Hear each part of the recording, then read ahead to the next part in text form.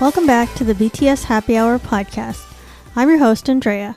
Joining me today is Morgan. Hey, what's up? BTS released 4 new versions of Dynamite. So we have now an EDM and acoustic version and also a tropical remix and Poolside remix. And normally there will only be one version of a song, but I guess since Big Hit decided to go hard with this one and push it in the US, they decided on multiple versions. Mm-hmm. I can only assume that's the reason for this, is because since it's their first all-English song and they wanted to make a big splash to have multiple versions available. Right. And I appreciate it because it feels like you get different songs. Like you can play a bunch of them in a row and it'll sound like a different song. Does it feel that way to you? Really? Yeah, I mean, if you have just one version and you just play it over and over, you might get tired of it. But with different beats in the background, I think that you get enough variety. So I feel like Big Hit provided multiple versions to make it easier to listen to Dynamite multiple times. I like the acoustic one, but it didn't sound that acoustic. It sounded kind of like the regular one. Did you notice that? It didn't sound acoustic. Like it didn't sound like... It didn't sound like a... generally when you say acoustic, it sounds, just a guitar or something. Right. It sounds very stripped down. I don't know what their definition of acoustic is, but I liked it, but it sounded kind of like the regular version, right? It sounded like they just took away some of the processing, some of the disco part of it. I like the EDM one too. Yeah. The other ones, I'm not going to listen to again. But I like the acoustic one, and I like the EDM one. I like the EDM and tropical and Poolside. That's all of them. What are you talking about? That's like all of them. What are you talking about? I didn't love Which one did you not like?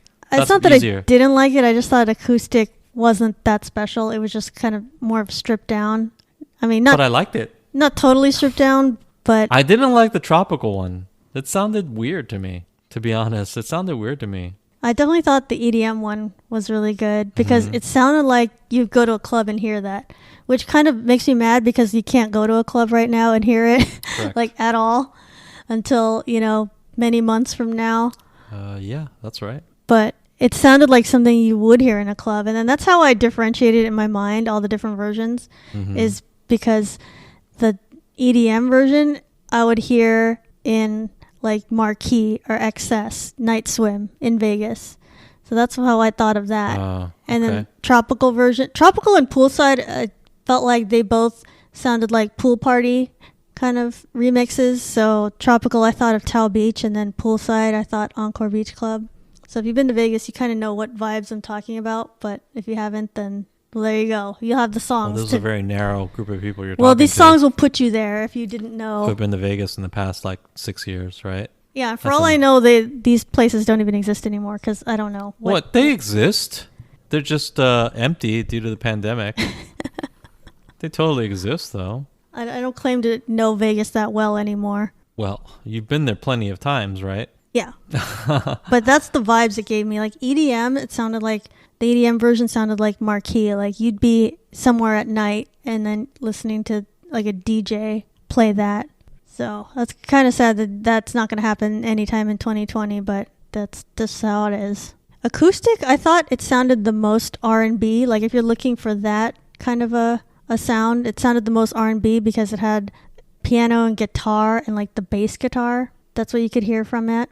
Acoustic version, that one I thought of being played at One Oak nightclub because that one is the more R&B version of the song, so that's where I pictured that being played. Does One Oak even exist anymore? You might be dating yourself. Is One Oak still a thing? I don't know. They might have shut it down since then. I don't know what's happening in Vegas So now. for you guys to know, One Oak is a club in Vegas. Well, actually, you know what? It was a club in New York first. Yeah. Like the branding of it. Yeah. So I don't know. Yeah. It's the more hip-hop type of club. Right. As opposed to EDM clubs. It's more hip-hop. So that's why I pictured the acoustic version being played there in the set. Tropical made me think of Tao Beach because it just sounded like people were at a pool party and they're getting like a bunch of cheap well drinks and stocking them up, and then someone's phone falls into the pool and then their phone's dead for the next 5 days. Sounds like a very personal story. Yeah, maybe that's happened once or sounds like twice. something's happening to you. It sounds like you're hearing this while you're Yeah. floating on a dinosaur floaty in a pool at a pool party in Vegas. Sounds very specific to you. But then the Poolside remix, it sounded like you're at Encore Beach Club. You're at kind of like a more upscale pool party. I don't know why. But Poolside, it sounded like it kept some of the disco-ness of it. But it had all of the versions are okay. Yeah, I liked all of the versions. Yeah, but I like the acoustic and I like the regular. That's it. And then I think we know that the strategy behind this is keep fans interested in the song and keep playing it and streaming it and not getting tired of it. But also it's to help them with the charts, because that's how Old Town Road kept going for so long, is because they had so many remixes. True. Those all count towards the same thing, even though it's a remix. I don't know why that's the rule, but that's how it is. So I think that's why BTS is trying to like exploit that a little bit and keep the record going. Well, good luck to them. I mean, totally, just good luck. But I would say the song is awesome. It doesn't really need different versions, but I like the different versions. Yeah, I liked all the different ways that they made it sound. Some fans did have an issue with the EDM version. Jin's lines were kind of limited to begin with, and then the EDM version, more of it or all of it was cut out. I didn't even keep track because I don't care that much about line distribution. It's like, okay, does the song sound good overall? It's like, that's what I care about. But I guess there's some Jin bias people who thought, okay, the EDM version really like shafted Jin. It did though, didn't it? But it's just one version of multiple versions. Yeah. The thing is, that's how an EDM song is, though. Sometimes they just take like one line, or they just take not that much of the original song, and then that one part is just repeated over and over many times. That's what EDM is. It's just repetitious. So are we going to talk about the trucks that they bought? Yeah. That was the response of, I don't know how many fans, but they like chipped in and got some trucks. Amazing. Yes. That would drive around Seoul. Hey, if you bought those trucks, I totally... Congrats to you. Okay. That's an amazing thing. You cared that much to buy these. Listen, so why don't you recap what happened? Well, basically the Jin fans that were really dissatisfied with how much he was featured in Dynamite, especially the EDM version, they sent a truck that was just driving around the Big Hit building and like other places in Seoul, and it talked about all of Jin's achievements, how Jin is important, and what records he set and all this stuff. So they just decided to promote Jin because they felt like he got really shafted in Dynamite, even though I don't know if that's fair to say, because I mean, he was in the original with his lines and he was in some of the other remixes plenty. It's like they can't guarantee everybody's line distribution like 100%. Okay, so before defending Big Hit and all that, I want to read one of the comments that somebody wrote. It's on all K-pop, so I believe it's representative of this movement. This is probably the person who bought the thing, or maybe not. Okay, so it starts like this. Hello. That's good. They say hello at first. Big Hit advertised that the song Dynamite was going to uplift fans and make them happy. Instead, the way the song and the video were produced made many fans upset, sad, and disappointed, which is especially bad considering people are anxious and isolated because of the pandemic. You know, there's a pandemic going on right now. Right. That's my addition. I saw remarks from fans saying that they were in tears. Oh gosh, tears? Jesus Christ. Or feeling depressed after watching the video because I'm sorry if I'm pronouncing this like not great, but Seokjin, right? Is that the way his name is pronounced? Hardly appeared in the video and sang very little. Even though his voice suits this song, Seokjin had no set of his own. Wait, was that true? I think that's true, right? No set of his own, even though every other BTS member did. Once again, he was treated as less important than other members. Big Hit failed these fans and failed him. It's unacceptable, especially after how he was hardly shown in the video for Stay Gold, and he was kept out of the dance break for On. Is that true? Why wasn't he in the dance break? That's weird. Well, I think the dance break only had, I think it was like 3 of them dance, and then another 3 of them came in, and so it was just like an odd number. Oh, okay. Anyway, I'll continue.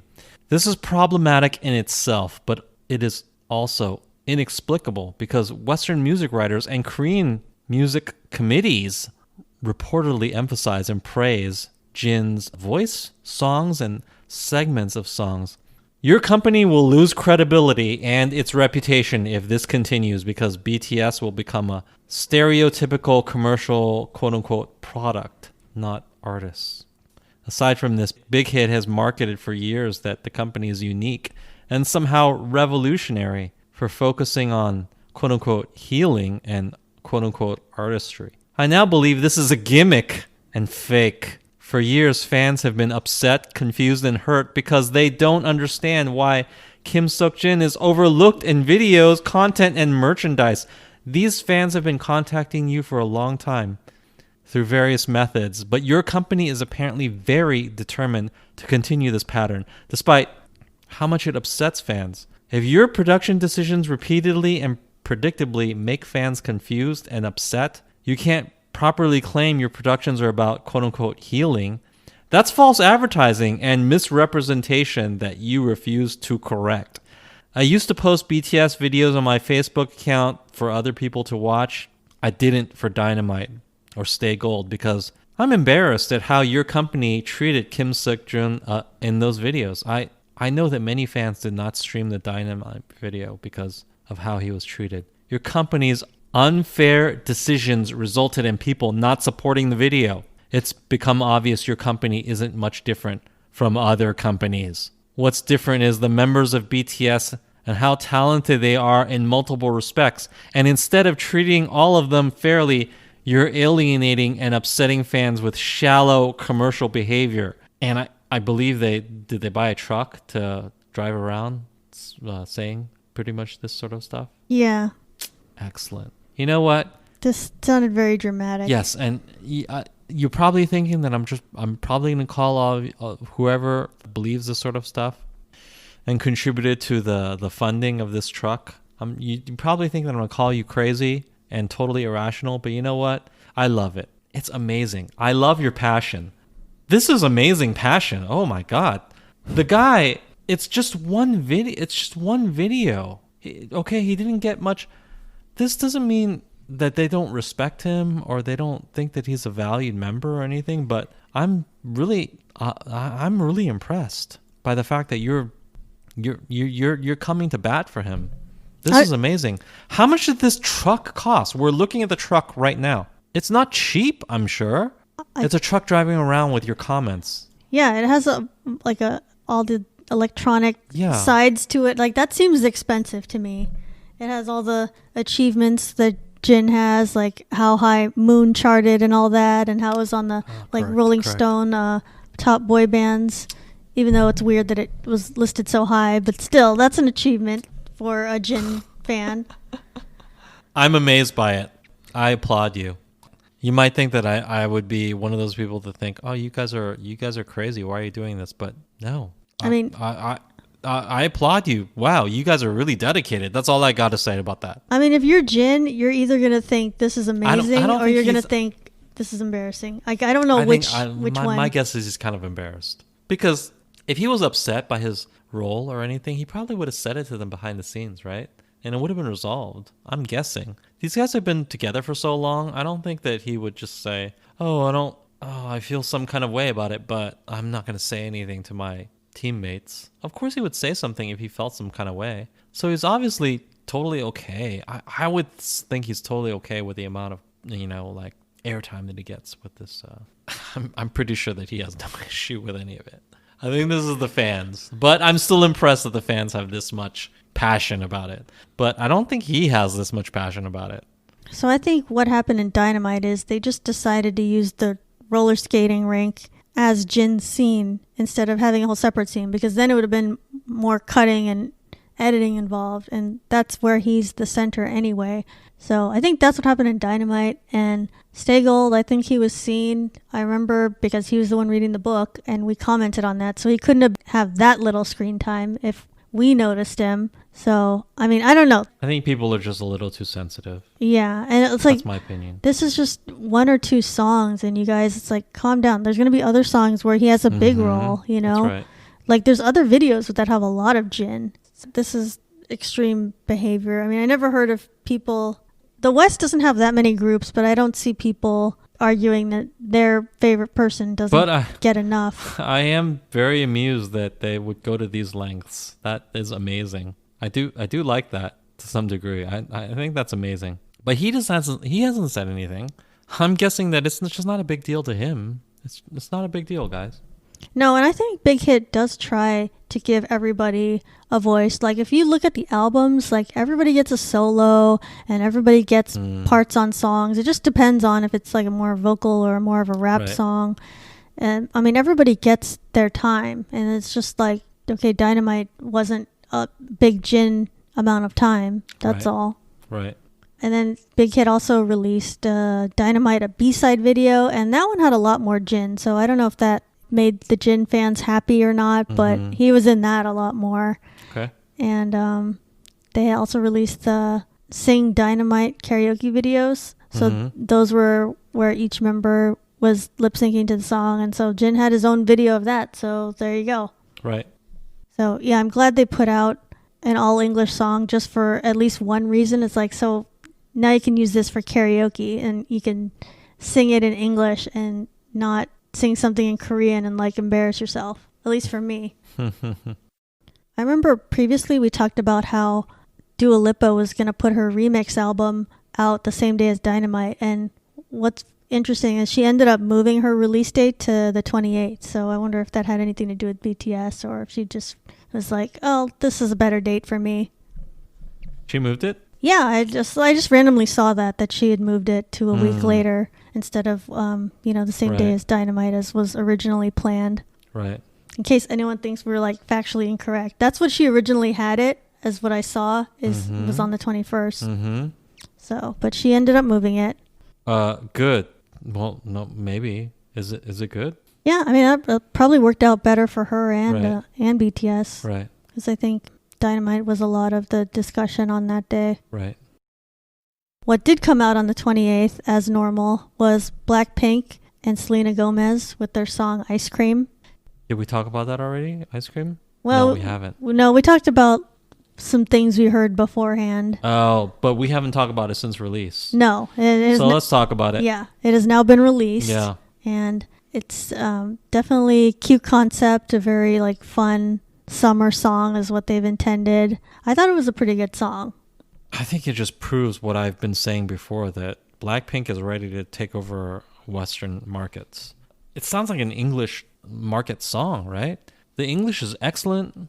It wasn't billed as an all-English song, but it was almost all English. Yes. Like, except for a few lines. When I listen to it, it feels more, I'll be honest with you, it feels more English than Twice's all-English version or BTS's all-English version. It feels like a very, very North American song. Yeah. It fits right in with everything that's going on right now here. The beat was very Western. It sounded like something I would hear. Now, do I love the song? No, I don't love it. It's an okay song. It's fine. It's good. But at the same time, do I feel that it will have massive appeal? I think it will. I really do think it will have that sort of massive appeal. So, perfect song for them, you know? And part of it is helped by the fact that they have Selena Gomez on the track. So it feels like an English-speaking song, even if it's not 100%. It really does. So they're going to be successful with that. Is it the best song? No. Even now, I have trouble remembering what it sounds like, but it doesn't sound unpleasant. It's kind of a summer song, right? Yeah. Would you agree? Yeah. That's all you need. It's right at the end of summer, so you're still in there. And I thought it was interesting how Selena Gomez altered how she normally sounds. Her singing sounded very K-pop in this song. Really? How so? She sounded more like them. Yeah. Like, she matched how their voices sounded. They all sounded really good with their English lines, especially Jisoo, who I know doesn't know English that well. But her parts sounded really good still. And I think Blackpink does well with English lyrics. The songwriting, I usually don't look that deep into lyrics, but I noticed how, they use ice and ice cream and cream in like every different way possible. So I thought it was like pretty clever the way they used that. I know that one of the main songwriters was Bekah Boom, who's one of the American songwriters that YG often works with. So I think she did she's a great songwriter. She did really good. What else did she write? I know her name. She wrote other great stuff. Yeah, we saw that article about her, Right. and She was one of the ones that I looked at and said, "Oh yeah, I like these songs." I think she works a lot with YG. Let's look up what she wrote. Because she wrote some great stuff. Bekah Boom. Yeah, I thought she had some pretty clever lyrics because it's like, oh, ice cream. Like, how much can you say about ice cream? And lots. yeah, there's like ice cream is very, very interesting. She used a lot of different expressions with it, like because ice means diamonds and cream could mean money, like the bag. Oh, she wrote Boombaya. Oh, okay. And Whistle. Oh gosh. Oh, some of their and she songs. She has credits on Do Do Do Do and Kill This Love. Oh Jesus Christ. And Birthday with Somi. Oh, I like Birthday. She has writing credits on the very Western sounding K-pop songs. Mm-hmm. Whistle is still one of my favorites. So she has a writing credit on that. Ooh, okay. We'll see that. See that? Some icon writing credits. She's only 26. Okay. Well, sometimes people like do their best work in their younger years. Well, I'm not trying to I'm not saying there's anything wrong with that. But see that? Amazing. Yeah, I wasn't sure if how this song was going to turn out, but I thought it turned out pretty well. And it sounded like, based on what I looked up when I looked up the lyrics, that Bekah Boom did most of the lyrics. Mm-hmm. And because she had like the most comments about like, oh, here's what I was thinking when I did this line and all this stuff. And it seems to me like she wrote the majority of it. And then I was trying to figure out, okay, since we found out that Ariana Grande was involved, what part did she was write? Involved with this? Is that true? Yeah, we talked about that last week. Well, it wasn't clear what song she would be involved in. No, it was supposed to be this song. Oh, okay. Because her name is there. Oh, all right. But it's not clear what part she wrote at all. And I have a whole theory about that. Well, what is your theory? This is the time to talk about it. I think that she just wanted to make money from this song and didn't really write anything on it. And that this is some plan with her and Scooter Braun, or maybe mostly Scooter Braun. Well, even if she just wanted to make money, they can't just allow her to put her name. Did they just let her put her name on it without doing actual work? Really? I think they have the influence to try to insist on that. It's like, hey, YG, put her on this song. Okay, maybe she did like a couple lyrics and Bekah Boom did the rest. And maybe we'll work with you in the future on other stuff. You know what I mean? Okay. Like they can use that as influence. So did she get a writing credit on this as well? Yeah, her name is on there. Okay. But I really think this was a business thing. I don't think she actually wrote anything on this song. I think it was a business agreement. And possible. Because that's how people use songwriting these days in the West. It's like that's how you make a lot of the money, is if your name is there as one of the songwriters. Right. Like it almost doesn't matter who's on there as a performer. It's who's there as a songwriter. Right. Because that's where like all the royalties and everything come from. So I just think it's weird that we don't know anything about what actual lines she wrote. So that makes me kind of suspicious that it's just a deal. So that's unfortunate for Bekah Boom. She has to share some credit. Split her share with Ariana Grande, even though she didn't maybe write much, if at all. Well, that's how it is with the A-list artists. Like they can do that. Probably that's just what she has to deal with. You know, I'm sure her life is okay though. I'm not gonna feel too bad for her, or maybe it isn't. Maybe she doesn't even make that much money off of this. That would be terrible. Yeah, I don't know. She writes a lot of the good music. I don't know what happens if it's split equally amongst all the writers of the song. Right. I don't know exactly how that works. I would hope that I know Bekah Boom, and I know she is a driving creative force for a lot of the songs that I love. So I would hope she receives money for that stuff and credit. But who knows with the industry as it is. I would hope. Yeah. I mean, until we hear exactly what lines Ariana Grande wrote, that's what I'm going to assume happened, is that she wrote the ice cream line. She wanted in on it, and it was just like, or Scooter Braun, I don't know, whoever's in control there. So she just wanted like a piece of the profits there. Hopefully they still took care of Bekah Boom though. Yeah. Because I bet you she wrote most of the song. Yeah. I mean, she's the one who's talking about all the lyrics, so I think she wrote the majority of it. Bet you. And what did you think of the video? Listen, the thing is, I didn't love the song that much. I found it kind of a little bit generic. But the video, oh my God, it was in 4K. it was the kind of video where you want to, let's say you're having a party and you want something on the TV. That's the kind of video I would play. It was very colorful. It was colorful. It has good looking people on it. It's just the kind of thing you want on screen. But as far as the music goes, maybe I wouldn't want them to be playing the music nonstop. But the visuals, excellent. And I always love any K-pop video that has tennis courts. I've loved every single one from the past. They're often on tennis courts. You know that, right? Right. I think for some reason, a cute concept, a lot of times there's tennis courts or like tennis outfits or something involved with tennis that somehow matches along with a cute concept. Precisely. And I like it. I like tennis concept. And I thought they shot it really well for the fact that Selena Gomez couldn't be in the same place as Blackpink, but they kind of hid. Oh, really? She couldn't? I think they hid that pretty well. Like you couldn't really tell. Right. But yeah, they filmed their parts all separately. Oh, she was like in LA and they were in Korea? Yeah. Yeah. And you could barely tell, yeah. I like the styling and I like the outfits. It looked like Selena Gomez had this like old school like ice cream man outfit, but and I don't even like Selena version. Gomez.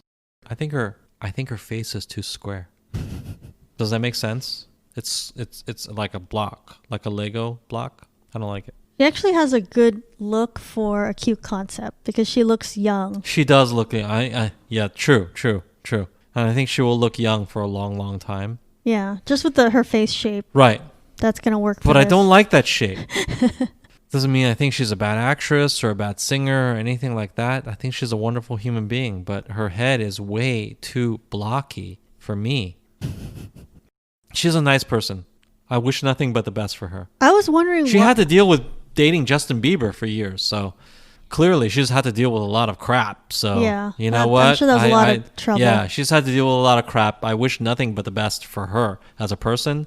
I was wondering why she decided to work with Blackpink, and then I saw that she has some kind of cooking show that's going to be on HBO Max. Really? And then I don't know. I guess she likes to cook or something. Everyone should like working with Blackpink, though. Reality show. But my point was, I think she did this because she needed kind of an upbeat song that she's on, so she could use that in commercials and stuff. Oh. Because that song Ice Cream was playing on this commercial for her show. Oh. Okay. So I think maybe that was one of her motivations. Is like, oh, this is a song I can be on and I can, use where is this cooking show? HBO Max, which I guess is another HBO channel that exists. No, it's the HBO channel now.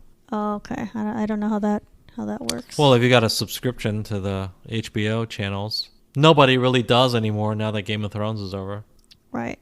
But I think it's because Selena Gomez, her album, which came out like earlier this year, I don't think it had songs that could really be used in commercials because it was more of like slower songs. I mean, I didn't listen to it, but I think it wasn't as upbeat as Ice Cream was. So maybe she thought, oh, this is a good opportunity to do a song that I can use for other things. So last week we talked about the Red Velvet Joy situation where she had a picture of herself in a t-shirt that said, we should all be feminists. And that caused some mild controversy. But then now there's a Korean YouTuber who put up a video where he really criticized her for this. And he basically said that she's a bad influence to the other Red Velvet members. And, she's making them look bad because she's promoting feminism. And then he thinks she should leave the group and then be a solo singer because she's just become too outspoken with that feminist statement. And he was saying that like Red Velvet disqualifies from my list of possible wives to get married to. It's like, wait, how is that even? So it's a nut job. It's a nut job. It's like, well, how were they even on your list of possible wives? I don't think that was. So this is like a person we should not be taking seriously, and he's crazy, correct? To make a comment like that? Yes, correct.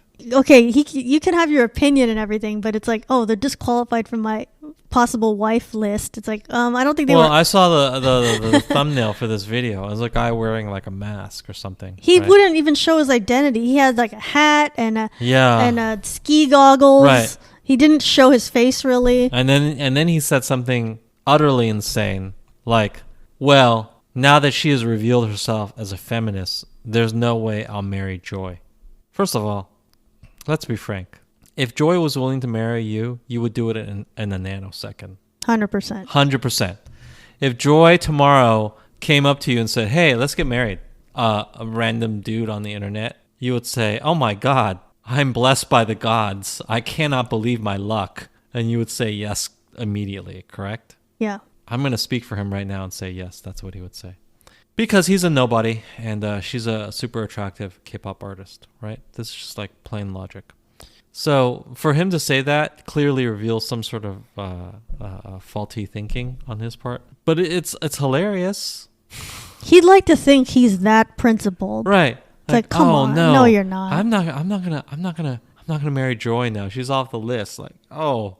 As soon as he said that really revealed him as just a psychopath. If he had just stuck to, I don't agree with what she's saying, okay. Yeah, and she's affecting the group as a whole by doing this. Yeah, maybe you think that she's detracting from the group with her political opinions, dragging them down a bit. Okay, those are somewhat fair arguments. But as soon as he brought in the whole, she's off the list of women that I'm willing to marry. Now we know you're just a crazy person.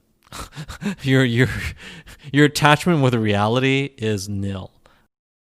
The group KDA made a comeback on August 27th. This is actually a virtual group, and it comes out of the video game League of Legends, which you play, so you're very familiar with. And this group has 2 people from G-Idol, Soyeon and Mayeon, hopefully I'm saying that right, who are on the song, as well as 2 new people from before, B. Miller and Wolf Tyla. And this new song, Baddest, it sounded pretty good. It sounded like kind of familiar to me. I don't know if it sounds similar to some other song, like maybe an Ariana Grande song. It doesn't sound very K-pop. No, it sounds pretty Western. So here's the thing about KDA. KDA is why I got into K-pop. I was a player of League of Legends, and they made a K-pop song, and I listened to it, and I said, whoa, what's this? It's awesome. And then I got into it. But now it doesn't seem that K-pop, which is fine. I'm a little upset that it took 2 years for them to make this album, though. Because as soon as they made the first one 2 years ago, there was massive demand for them to make more of it, right? And they didn't. So I won't bore you guys with the details, but they had like a year to make more KDA, and then they didn't. They made some other group that was called like True Damage. I won't bore you with what that means in League of Legends parlance, but it's not the same thing. But it was pretty cool, the original song that they had. Yeah, the original was cool. 2 years ago. And yeah, because in the video, it had like the video game characters, like female characters. And then the real singers were like real K-pop singers, plus like Madison Beer, who was one of them, who is American. But it was cool because they had the video game characters. I was like, wow, that's really different. I've never seen that before. And it was kind of a collab, I guess, because it is people from different groups. And the song from this year, The Baddest, is like pretty good. I think it's maybe not as good as the original song, but it's still a pretty good song. I don't think it's as good, but they're promising to come out with a whole album, so I'm hopeful. This is just one song. And I think that's a really innovative idea that they worked with a video game to release this music. And all credit to, it's basically a G-Idol song, right? Yeah. Because last time it was Miyeon and Soyeon of G-Idol. So if you're a G-Idol fan, you should like. If you're a G-Idol fan, here you go. And it's mostly those. Of course, 2 years ago, wow, that song was awesome. Everybody was playing it. A lot of people got into K-pop because of it. It was amazing. I don't know if you guys remember that. Do you remember that? You remember that, right? Well, yeah, because 2018 was the time that a lot of people were hearing K-pop for the first time, I think. Exactly. That's when this song kind of crossed over. I played that song a lot, and then my YouTube just kept wanting to play Blackpink. Oh, yeah. Like I wasn't interested in K-pop, but since I listened to that song and I watched it on YouTube, my YouTube kept wanting to play Blackpink. Yeah, eventually you click on things that are recommended, and then it's like, oh, what's that? Or it just auto plays, right? Yeah, because you don't. And then it plays, and you realize, oh wait, what is this? This is really good. That's how I got into K-pop. There you go. I think that was really smart. Whoever's idea that was to combine this virtual group with a video game. Like that, a lot of crossover happened because of that. Can't wait. The song is good. I like it. It's not as good as the original KDA. Wait, what was the original song name again? Pop Stars. Pop Stars. Okay, that's right. Thank you to our guest, Morgan. You can find BTS Happy Hour on Apple Podcasts, Spotify, Google Podcasts, Stitcher, Podbean, Castbox, iHeartRadio, Deezer, Listen Notes, and YouTube. New episodes weekly. If you like and support the podcast, please comment and share on social media, leave a review on Apple Podcasts, or give us a rating on your podcast app. Follow BTS Happy Hour on Twitter, Facebook, and Instagram. Until next time, this has been the BTS Happy Hour. Thanks for listening, and remember, make every hour a happy one.